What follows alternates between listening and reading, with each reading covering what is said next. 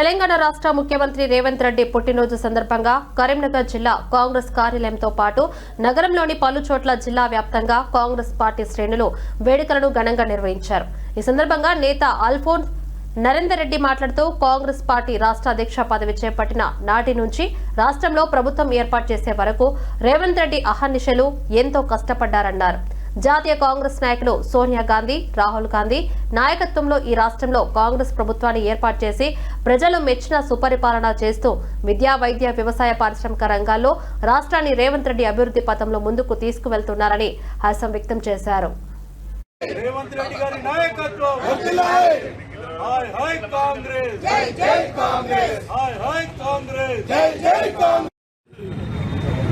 ఈరోజు మరి మన ప్రియతమ నేత తెలంగాణ రాష్ట్ర ముఖ్యమంత్రి వర్యులు పెద్దలు మరి రేవంత్ రెడ్డి అన్న గారి యొక్క బర్త్డేని ఇక్కడ చాలా ఘనంగా మరి కిట్టపల్లి చౌరస్తాలో కార్యకర్తలందరి సమక్షంలో చాలా ఘనంగా మరి ఇప్పుడే కేక్ కట్ చేసి అందరికీ కూడా స్వీట్ పంపిణీ చేయడం జరిగింది. మరి మన ముఖ్యమంత్రి గారు రేవంత్ రెడ్డి గారు నిజంగా చెప్పాలంటే తెలంగాణ రాష్ట్రంలో ఒక నూతన ఒరబడితోటి మరి సంచలనాత్మక నిర్ణయాలు తీసుకొని తెలంగాణ రాష్ట్ర ప్రజలకు ఒక అండగా ఉంటూ రేవంత్ అన్న ఉన్నాడు అంటే చాలు తెలంగాణ రాష్ట్రాలు ఒక సుభిక్షంగా అన్న విధంగా మరి చూసుకొని వెళ్తుంది. ఇవాళ మహిళలకు ఉచిత బస్ కావచ్చు, రేషన్ కార్డుల విషయంలో కావచ్చు, లేకపోతే గ్యాస్ సిలిండర్ల విషయంలో కావచ్చు, కరెంటు విషయంలో కావచ్చు, లేకపోతే ఎడ్యుకేషన్ రంగం కూడా ఇవాళ చూసుకున్నట్లయితే మరి మా ప్రభుత్వం వచ్చిన తర్వాత నిజానికి ఇవాళ ప్రమోషన్లు కావచ్చు, ట్రాన్స్ఫర్లు కావచ్చు, వైస్ ఛాన్సలర్ల నియామకం కావచ్చు, ఎన్నో విషయాల్లో ఈవెన్ విద్య, వైద్య, వ్యవసాయ రంగంలో అన్నింటిలో కూడా మరి రాష్ట్రం పురోభివృద్ధిగా ముందుకు తీసుకుని వెళ్తున్నది. కొద్దిమంది మరి జూబ్లీ హిల్స్లో మరి ఓటమి అన్న భయంతో కామెంట్ చేస్తున్నారు తప్ప కానీ అసలు ఎలాంటి రిమార్క్లెస్గా ఇవల్ల ఈ రాష్ట్ర ప్రభుత్వం రేవంత్ రెడ్డి గారి ఆధ్వర్యంలో మంచి పాలనతో ముందుకు తీసుకుని వెళ్తుంది.